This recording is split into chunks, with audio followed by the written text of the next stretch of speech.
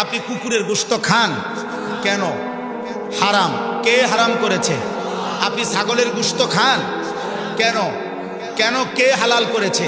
তাইলে এই মুসলমানের আব্বা, যদি কুত্তার গোশত হারাম, আল্লাহ হারাম করাতে আপনি না খান, তো সুদ আল্লাহ হারাম করার পরে আপনি খান কেন?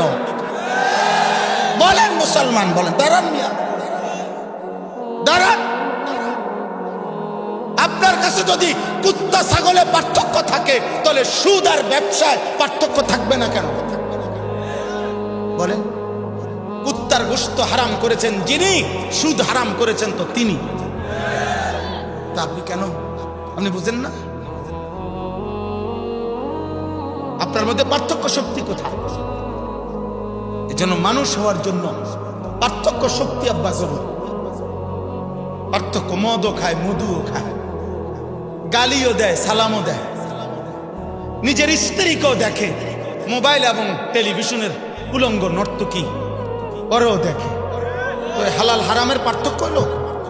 কথা বলেন না কেন? যুবক, তুমি আপন মাকেও দেখো, বোনকেও দেখো, আবার মোবাইলের নর্তকীও দেখো, তাহলে হালাল হারামের পার্থক্য কোথায়? বলো।